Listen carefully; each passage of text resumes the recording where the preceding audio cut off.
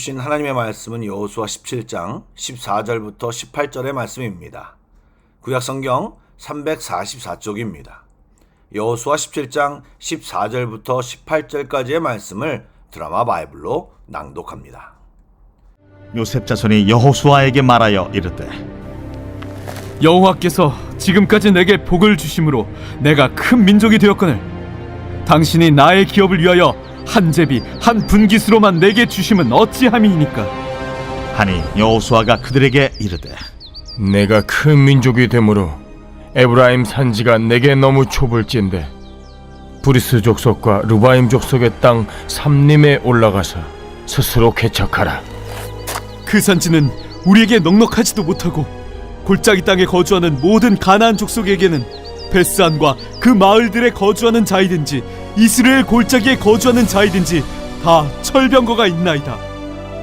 여호수아가 다시 요셉의 족속 곧 에브라임과 므낫세에게 말하여 이르되, 너는 큰 민족이요 큰 권능이 있은즉 한 분깃만 가질 것이 아니라 그 산지도 내 것이 되리니 비록 삼림이라도 내가 개척하라.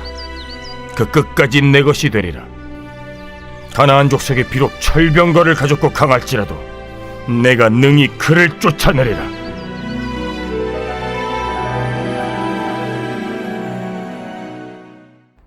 샬롬, 좋은 아침입니다. 지난 주간은 고난주간으로 예배당에서 예배를 드렸는데 다시 온라인으로 돌아왔습니다.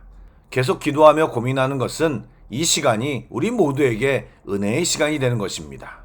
함께 기도해 주시고 많은 응원과 조언을 아끼지 말아 주시기 바랍니다. 잠시 기도하고 말씀을 나누겠습니다. 소망의 주님, 이 시간 주님께 예배하며 나아갑니다.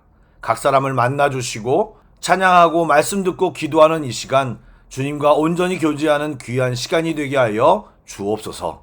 성령님, 오늘도 변함없이 우리들 가운데 함께 하셔서 우리들의 잠든 영혼을 깨워 주옵소서. 예수님의 이름으로 기도드립니다. 아멘. 말씀을 나누겠습니다. 이스라엘 백성은 요단강을 건너 가나안 정복 전쟁을 끝내고 각 지파별로 땅을 나누고 있습니다.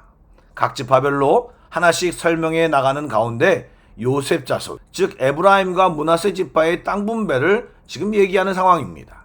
아시다시피 요셉 자손은 이스라엘 지파 중 가장 영향력이 있고 숫자도 많은 소위 기득권 세력이라 할 수 있습니다. 그들은 이미 기름지고 넓은 중부산지 지역을 할당받은 상태입니다. 그런데 그들은 할당받은 지역 내에 가나안 원주민을 온전히 쫓아내지 못하고 그냥 그들을 종으로 삼아 부리며 안주했습니다. 그러다 보니 자신들이 실제로 거주할 땅이 부족하다고 느꼈고 결국 지도자 여호수아를 찾아와 우리는 큰 민족인데 왜 한 분깃만 주느냐고 항의하는 내용이 오늘 본문입니다.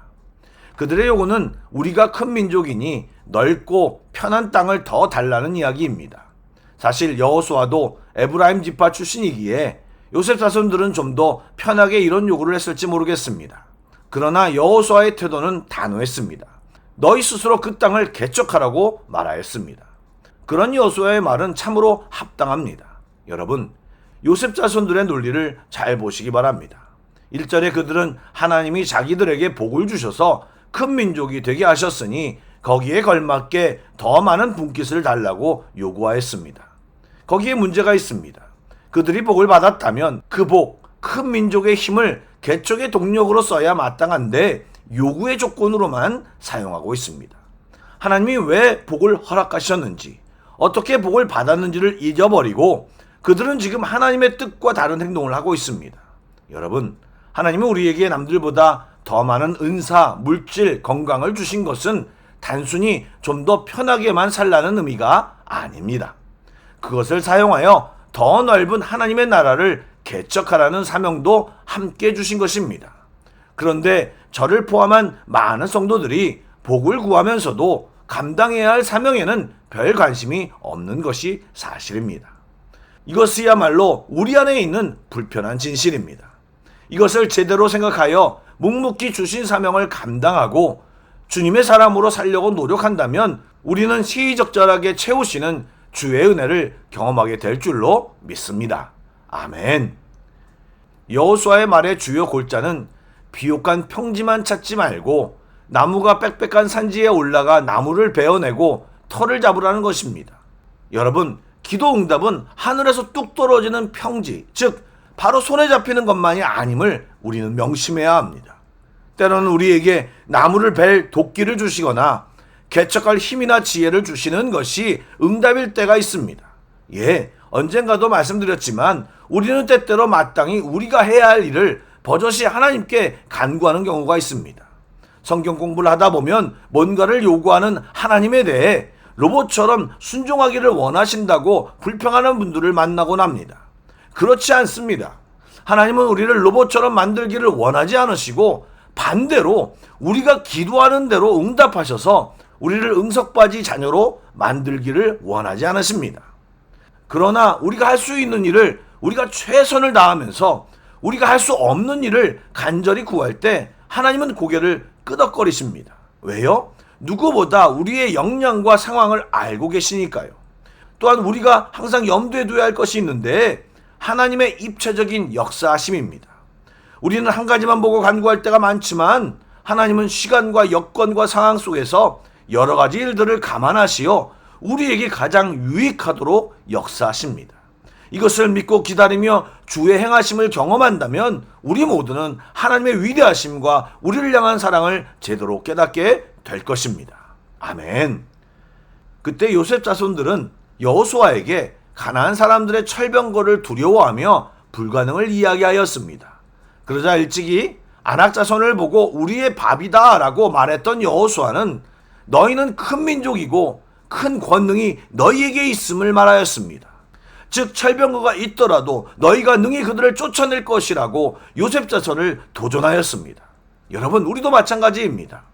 우리들의 인생길에는 저마다 다른 형태의 철병거가 있습니다.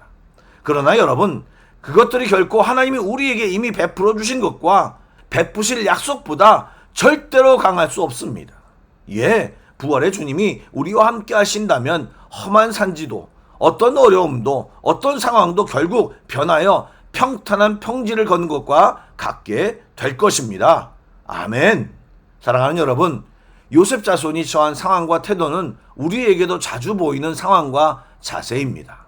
어려운 상황을 보고 불평만 하는 우리들, 기도 한번 해보지 않고 어렵다고 판단하며 두려워하는 우리들, 지레 겁먹고 불평을 먼저 하는 우리들, 그러나 믿음의 사람 갈렙은 고령의 나이에도 이 산지를 내게 주소서라고 말하였고 여호수아는 너희가 능히 그들을 쫓아내리라고 선포한 것을 우리는 기억해야 합니다. 우리는 우리 앞에 있는 철병거를 피하고 싶고 그것으로 인해 내 인생이 불행해졌다고 생각할지 모르지만 주님은 여호수아의 말처럼 너희에게 우리에게 큰 권능이 있으니 가서 개척하라고 하십니다. 여러분, 하나님이 우리에게 주신 능력이 무엇입니까? 이미 각자에게 어떤 능력이 있을 것입니다. 또한 언제든지 어디서든지 주께 구할 수 있는 하나님과의 관계가 있습니다. 그리고 그들은 우리를 행하지도 어쩌지도 못합니다. 왜요? 우리는 하나님의 자녀이고 주가 사랑하시는 백성들이기 때문입니다. 응석바지 자녀로 계속 있지 마시고 믿음으로 우리가 해야 할 일을 열심히 감당하며 주를 의지할 때 선한 길로 인도하심을 경험하는 주의 자녀들이 다 되시길 축복합니다. 아멘. 기도하겠습니다. 사랑의 주님, 우리들이 모든 것을 주께 미루고 우리가 마땅히 할 수 있는 일도 기도로 달라는 어리석은 자들이 되지 않기를 소망합니다. 우리가 얼마나 존귀하고 우리 안에 어떤 능력과 어떤 일을 할 수 있는지를 성령님께서 알게 하셔서 이 땅에서 각자에게 주신 사명을 발견하고 잘 감당하며 주의 뜻을 이루는 귀한 자녀들이 다 되게 하여 주시옵소서. 감사합니다. 예수님의 이름으로 기도드립니다. 아멘. 계속해서 찬양곡을 묵상하시고 합심 기도와 개인 기도로 나아가겠습니다. 주의 자녀로 산다는 것에 불 가운데로 걸어가는 것, 그 속에서 신실하게 날 지키